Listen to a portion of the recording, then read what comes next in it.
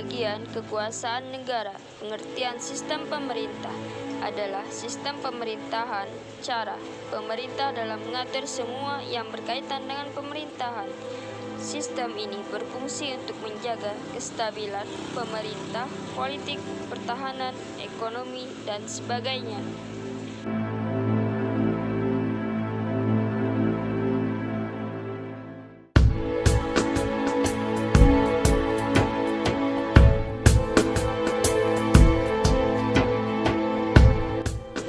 Pengertian kekuasaan. Kekuasaan adalah kemampuan seseorang untuk mempengaruhi orang lain agar melakukan tindakan-tindakan yang diperintahkannya. Kekuasaan negara, kewenangan negara untuk mengatur keseluruh rakyatnya untuk mencapai keadilan dan kemakmuran serta keteraturan.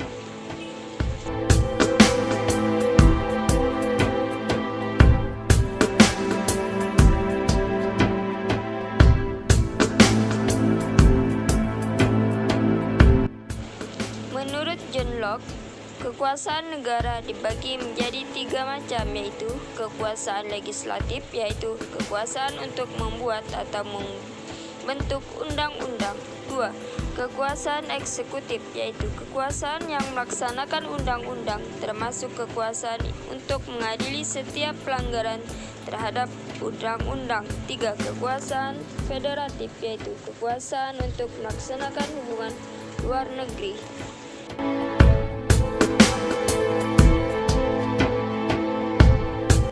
Selain John Locke, ada tokoh lain berpendapat tentang kekuasaan negara, yaitu Montesquieu. Sebagaimana dikutip oleh Herianto tahun 2006 halaman 273. Pertama, kekuasaan legislatif untuk kekuasaan yang membuat atau membentuk undang-undang. 2. Kekuasaan eksekutif, yaitu untuk kekuasaan yang melaksanakan undang-undang. 3. Kekuasaan yudikatif, yaitu kekuasaan untuk mempertahankan undang-undang, termasuk kekuasaan untuk mengadili setiap pelanggaran terhadap undang-undang. Konsep pembagian kekuasaan di Indonesia. Mengapa harus ada pembagian kekuasaan di Indonesia?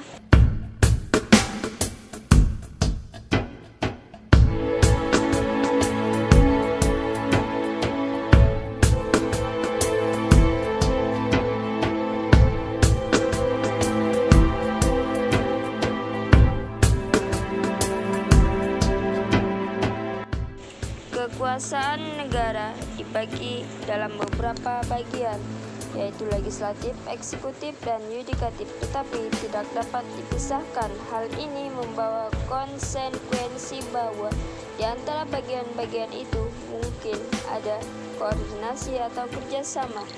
Mekanisme pembagian ini banyak sekali digunakan oleh banyak negara di dunia, termasuk Indonesia.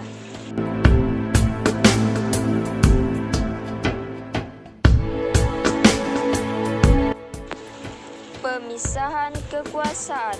Contoh negara yang menganut mekanisme pemisahan kekuasaan adalah negara Amerika. Kekuasaan negara itu terpisah dalam beberapa bagian, baik mengenai organnya maupun fungsinya. Setiap lembaga menjalankan fungsi masing-masing.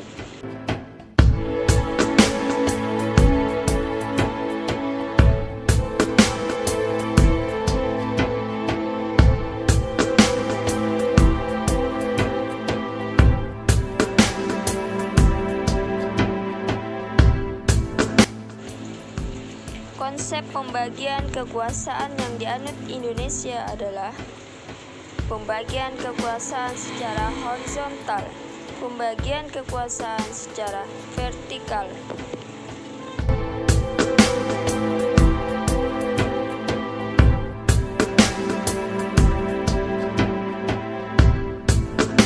Pembagian kekuasaan secara horizontal adalah menurut fungsi lembaga-lembaga tertentu, yaitu legislatif, eksekutif, dan yudikatif.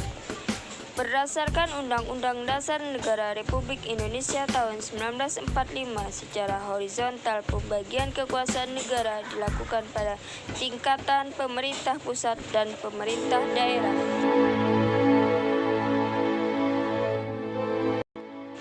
pemerintah pusat, yaitu berlangsung antara lembaga-lembaga negara yang sederajat, kekuasaan konstitutif, legislatif, eksekutif, yudikatif, eksaminatif, dan moneter.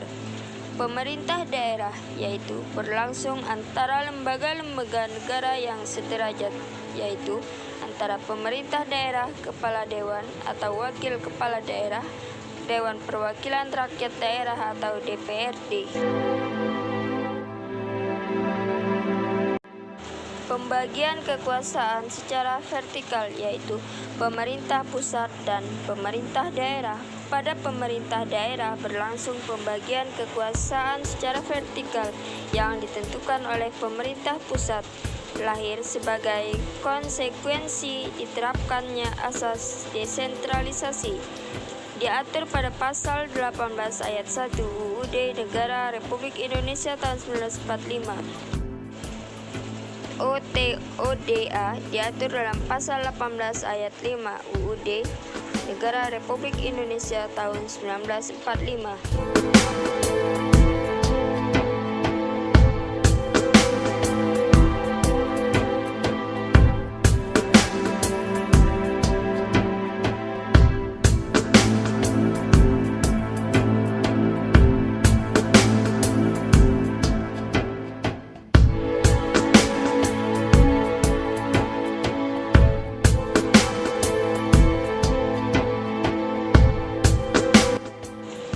B. Kedudukan dan fungsi Kementerian Negara Republik Indonesia dan lembaga pemerintah non-kementerian.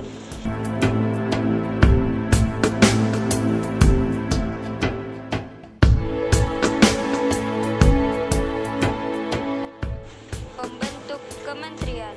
Kementerian adalah lembaga pemerintah Indonesia yang membidangi urusan tertentu dalam pemerintahan. Kementerian berkedudukan di ibu kota negara, yaitu Jakarta, dan berada di bawah dan bertanggung jawab kepada Presiden.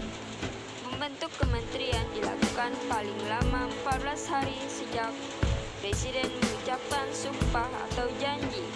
Urusan pemerintah yang nomenklatur kementeriannya secara tegas disebut dalam UUD 1945 harus dibentuk dalam satu kementerian terdiri.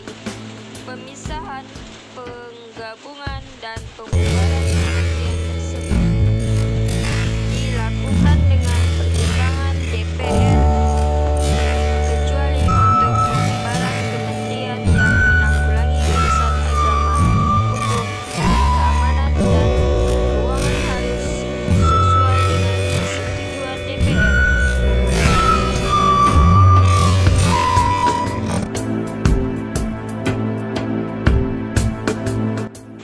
Kedudukan lembaga kementerian. Menurut UU Nomor 39 Tahun 2008 mengenai Kementerian Negara pada bab 2 kedudukan dan urusan pemerintahan, kementerian berkedudukan di ibu kota negara Republik Indonesia. Kementerian berada di bawah dan bertanggung jawab kepada Presiden.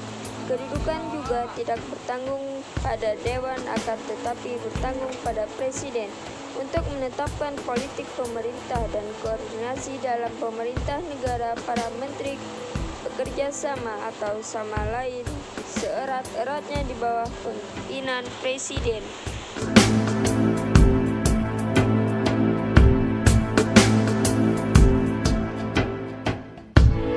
Setiap menteri membidangi urusan tertentu dalam pemerintahan yang terdiri atas 1.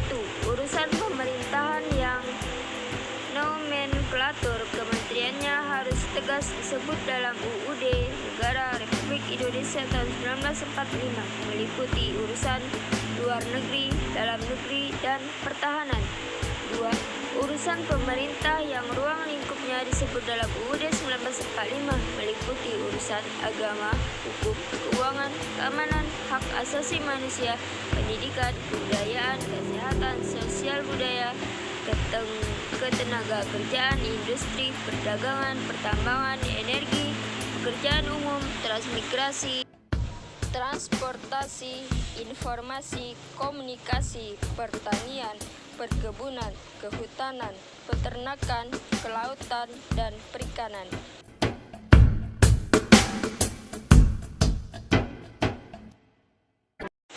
3. Urusan pemerintahan dalam rangka penajaman, koordinasi, sinkronisasi program pemerintah meliputi urusan perencanaan pembangunan nasional, aparatur negara, kesekretariatan negara, badan usaha milik negara, pertahanan, kependudukan, lingkungan hidup, ilmu pengetahuan, teknologi, investasi, koperasi, usaha kecil dan menengah, pariwisata, pemberdayaan perempuan, pemuda, olahraga, perumahan, dan pembangunan kawasan atau daerah tertinggal.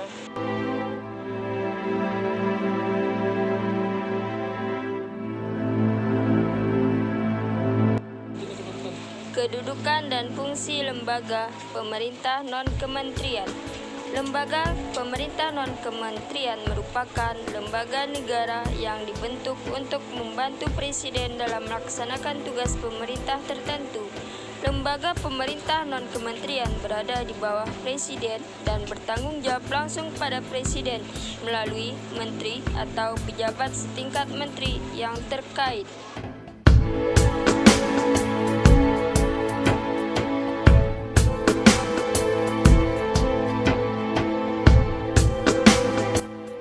Lembaga pemerintah non-kementerian didirikan dengan tujuan untuk melaksanakan tugas khusus yang didelegasikan kepadanya oleh Presiden. Pembentukan dan pembubarannya tergantung pada keinginan Presiden. Presiden dapat membentuk yang baru atau membubarkan yang lain, semata-mata bertanggung pada keinginannya saja.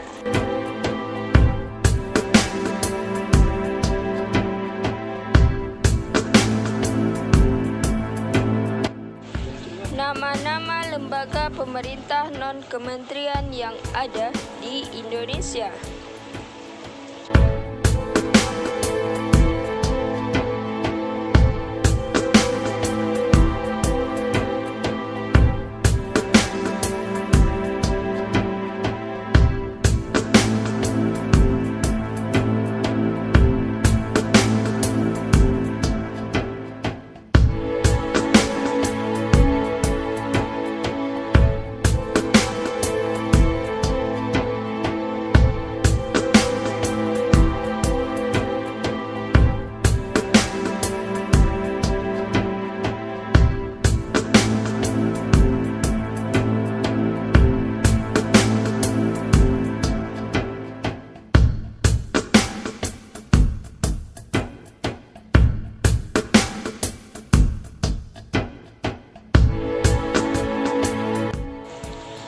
Nilai-nilai Pancasila yang terdapat dalam pembukaan UUD 1945.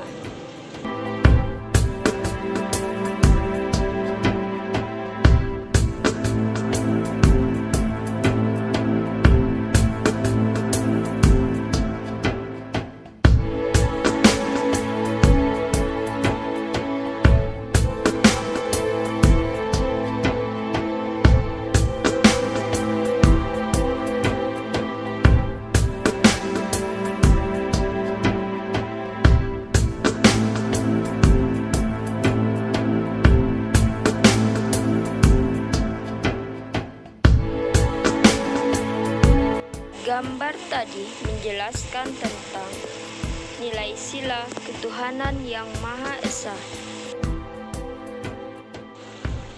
1.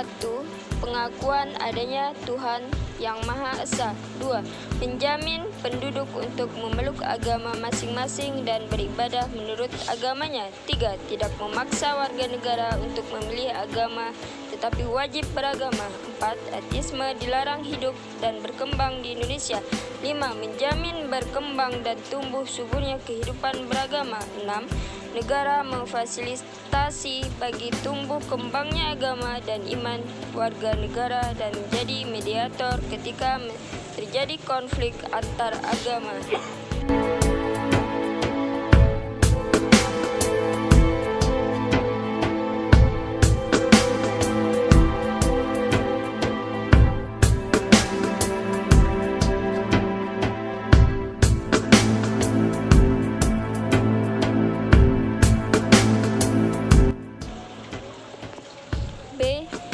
nilai sila kemanusiaan yang adil dan beradab.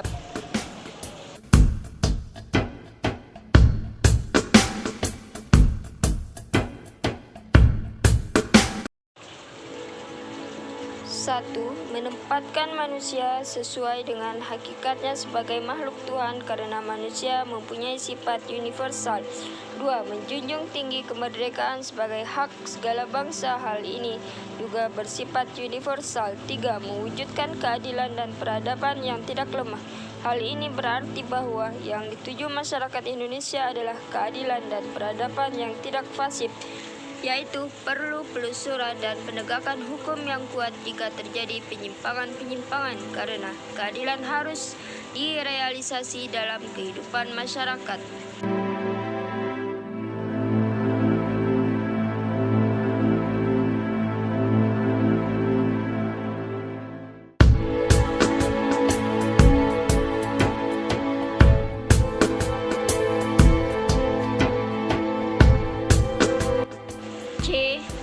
Nilai sila persatuan Indonesia.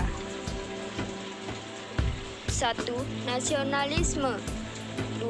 Cinta bangsa dan tanah air. 3. Menggalang persatuan dan kesatuan bangsa. 4. Menghilangkan penonjolan kekuatan atau kekuasaan, keturunan dan perbedaan warna kulit. 5. Menumbuhkan rasa senasib dan sepenanggungan.